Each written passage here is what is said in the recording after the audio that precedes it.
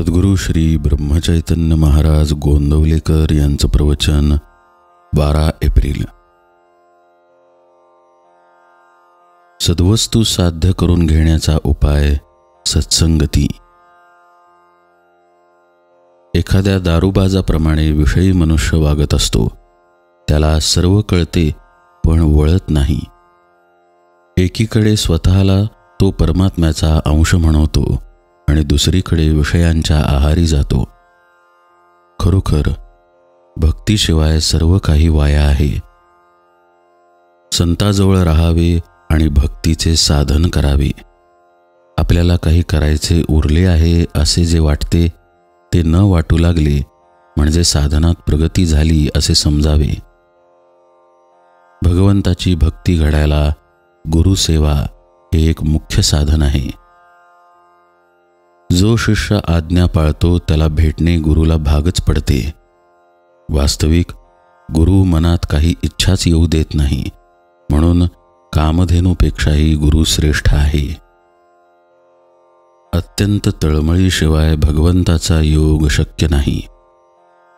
संत समागम प्रारब्धाने होतो, पण समरीतीने जाता आले तर खरा समागम घडतो।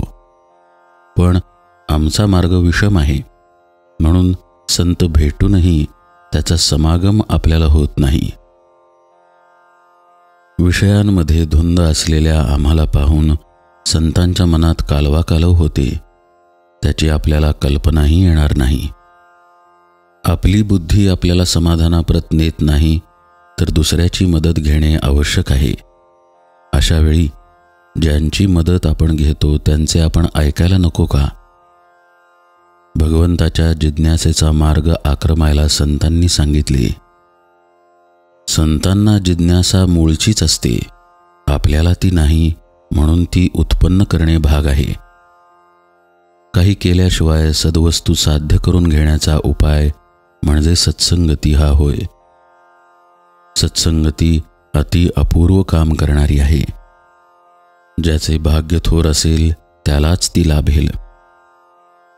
एखादा मनुष्य भोवऱ्यात सापडला तर त्याला बाहेर काढण्याचे 2 मार्ग आहेत। एक मार्ग असा की दुसऱ्या चांगल्या पोहणाऱ्याने त्या भोवऱ्यामध्ये उडी मारून तो फोडायचा आणि बुडत्याला बाहेर ओढून काढायचे, पण यासाठी शक्ती फार लागते।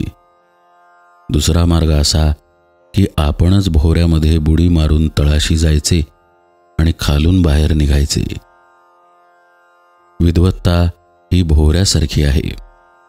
वर वर पाणी फिरत असते तरी तळाशी ते संथ असते। तसे जे लोक वर वर विद्या शिकतात ते वादाच्या आणि मतांतराच्या चक्रात सापडतात, पण जे खोल तळाशी जातात त्यांना खरे काय ते आपोआप कळते आणि ते सगळीकडे एकच असते। विद्येच्या भोवऱ्यामध्ये सापडणाऱ्यांना बाहेर ओढून काढण्याचे काम फार मोठ्या संतांचे असते।